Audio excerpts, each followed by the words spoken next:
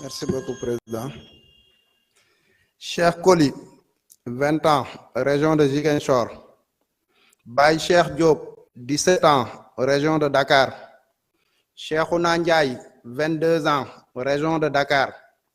Papa Sidi Mbaye, 20 ans, région de Dakar. Alassane Bari, 17 ans, région de Dakar.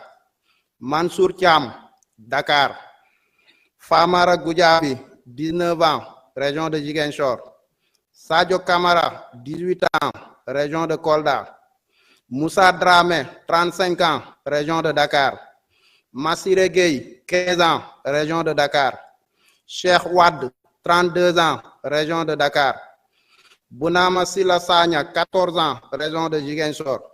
Chérif Abdoulaye Mané, 19 ans, région de Ziguinchor.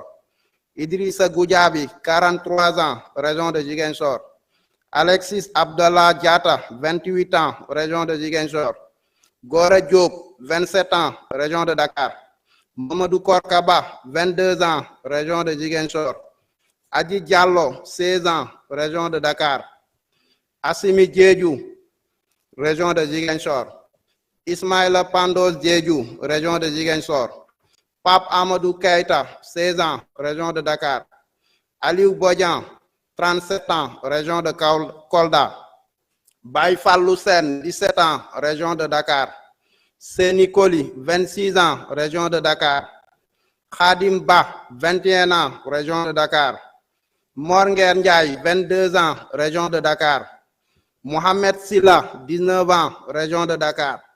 Babacar Samba, 20 ans, région de Dakar. Omar Sarr, région de Ziguinchor. Sidia Diatta, 32 ans, région de Ziguinchor. Elhaj Momodou Cissé, 26 ans, région de Dakar. Tamsir Cissé, région de Dakar. Mamadou Moustapha Gueye, 44 ans, région de Dakar. Bakary Diémé, 27 ans, région de Dakar. Serigne Fallou Sall, 17 ans, région de Dakar. Malang Mané, région de Dakar.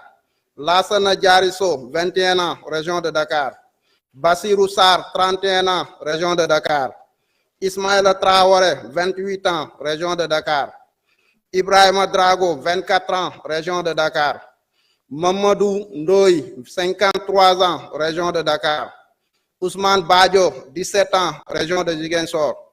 Souleymane Sano, 25 ans, région de Ziguinchor. Modou Bey, 25 ans, région de Ziguinchor. Doudou Diène, 34 ans, région de Dakar. Abdoulaye Kamara Di Baba Kane, 38 ans, région de Dakar. Mohamedou Harouna Tall, 44 ans, région de Ziguinchor. Ousmane Dia, 26 ans, région de Thiès. Modou Kanté, 24 ans, région de Ziguinchor. Baraba, 25 ans, région de Dakar. Mamadou Saliou Diallo, 43 ans, région de Kolda. Moustapha Badji, 40 ans, région de Ziguinchor. Thierno Dahaba, 21 ans, région de Ziguinchor. Alpha Yoro Tunkara, 22 ans, région de Saint-Louis. Landing Camara Di Diédhiou, 17 ans, région de Ziguinchor. Prosper Clédor Senghor, 22 ans, région de Saint-Louis. Modou Gueye, 23 ans, région de Dakar. Baitil Fall Di Elhaj Fall, 50 ans, région de Dakar. Pour ne citer que cela parmi les tant de victimes.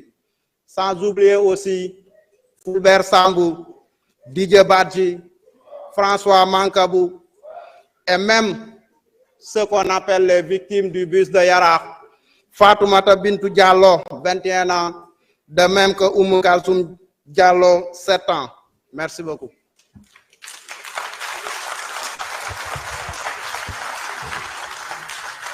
Merci. Jërëjëf. Jërëjëf.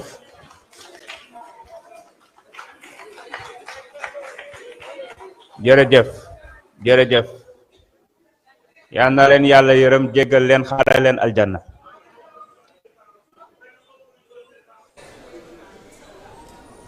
Man nga ñëw jël kàddu. Anta Dia man nga waajal. Aouzu billahi mina shaytani rajim, bismillahi rahmani rahim. Salaamaaleykum wa rahmatullah mbokk yi, ñu ngi nuyu monsieur le ministre ak mes chers collègues députés. sama intervention dama ko bëgg accès ci benn analyse situationnelle par rapport ak li fi xewoon ak solution yi ñu préconiser li xewoon mooy crise solution bi mooy amnistie dama bëgg a croiser nag solution bi nga xam ne apporté nañ ko par rapport ak un certain nombre par rapport ak victimes yi nga xamante ni ñoo nekkoon en question victimes yi suñ koy jàng y a des morts il y a eu des blessés il y a eu également disons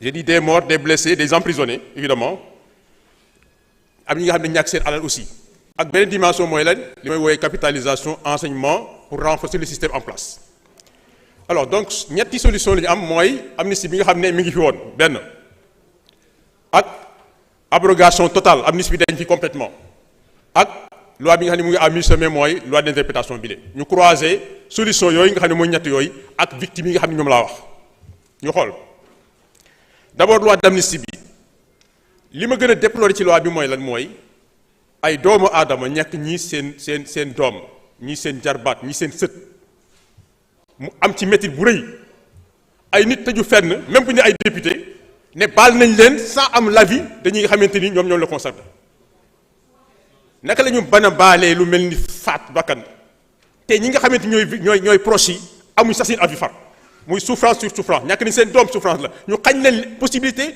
am justice également muy benn souffrance seen kaw ça c'est inadmissible alors li ci des mooy loi d'abrogation bi aussi buñ ko watee woon moom lañ doon proposé su fekkoon ni jàlloon na wala ñu ne woon bii baaxul comparé ko ak bële li ci xew mooy lan mooy ne boobu aussi loi amnistie bi am na ñoo xamante ni ñoom dañ doon doxi seen soxla ñu jàpp leen tëj leen ci kaso bi fekk sax ni ko ci manifestation ñii ay bracelet lañ tekkoon ñu jàpp leen tëj leen ci kaso bi ak yeneen ñoo xam ne defuñ dara ñu tëj leen ci kaso bi loi bi ñëw génne leen kon loi bi dafa rendre loo xamante ni dafa rendre justice ñi nga xamante dañ leen tooñ soo ko fi génne woon totalement lu muy indi mooy nan mooy ne ñooñu nga xam ne dañ leen tooñoon jàpp leen defuñu dara dugal leen kaso te jugé guñ leen dañu war dellu kaso encore mu ñaari tooñ aussi donc ce qui fait que bu ma defee croisement bi loi d'amnistie bi boo ko jëlee par ay morts yi les morts amuñu la loi n'a pas pu rendre justice parce que procès amul benn kon ma ne foofu 0 point pour loi d'amnistie